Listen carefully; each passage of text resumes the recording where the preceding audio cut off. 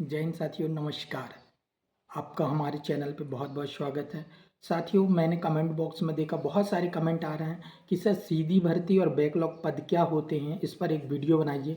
तो चलिए मैं आपको इन्फॉर्मेशन दे देता हूं कि सीधी भर्ती और बैकलॉग क्या होते हैं। तो देखिए, सीधी भर्ती का मतलब है कि कोई नोटिफिकेशन आया, जितने पद खाली हैं उतने पद के लिए नोटिफिकेशन जारी हुआ और उतने पद पर भर्ती हुई, वो सीधी भर्ती कहला गई। और बैकलॉग पद का मतलब ये होता है कि बैकलॉग पद मतलब ये कि पुरानी भर्ती के जो पद हैं वो शेष रह गए हैं किसी कारणवश।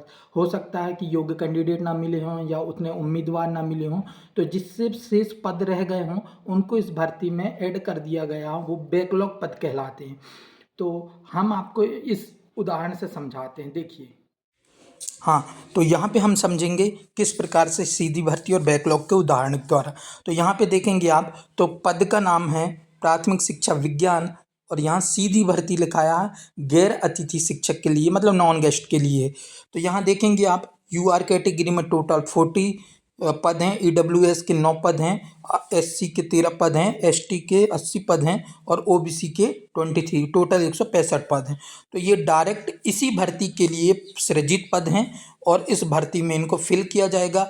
अगर मान लीजिए एससी, एसटी, ओबीसी, यूआर या ईडब्ल्यूएस से कोई पदों की भर्ती मतलब जितने पद हैं इनमें से कुछ पद के शेष रह जाते हैं, तो उन पदों को ही बैकलॉग पद कहा जाता है। आइए हम आगे इस उदाहरण से समझते हैं। तो यहाँ पे आप देखेंगे, यहाँ पे पद का नाम दिया गया है प्राथमिक शिक्षा विज्ञान, सेम वही चीज़ें हैं यहाँ पे। हाँ, ये दिया गया है प्राथमिक शिक्षा विज्ञान सीधी भर्ती बैकलॉग, ये गेस्ट फैकल्टी के लिए है। तो यहाँ आप देखेंगे तो यूआर के पद यहाँ पे 0 हैं, ईडब्ल्यूएस के पद भी 0 हैं। जबकि आप देखेंगे एससी के 58 पद हैं और एसटी के 406 पद हैं और ओबीसी के 79 पद हैं।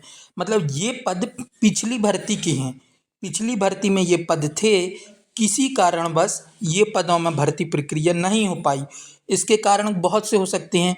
हो सकता है योग्य उम्मीदवार कैंडिडेट ना मिले हों, या जो कैंडिडेट रहे होंगे वो कम कम संख्या में रहे हों, इसलिए ये पद शेष रह गए हों।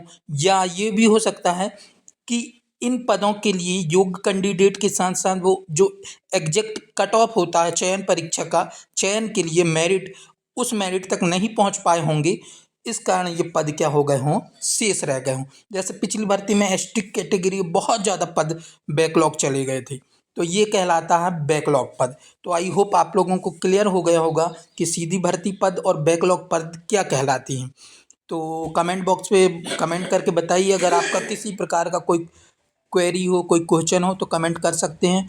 साथियों, अगर वीडियो अच्छा लगा तो वीडियो को लाइक करिए, शेयर करिएगा और चैनल पे जो नया हो तो सब्सक्राइब करिए। फिर मिलेंगे हम नेक्स्ट टॉपिक में, नेक्स्ट वीडियो में। तब तक के लिए आप सबको जय हिंद, भारत माता की जय।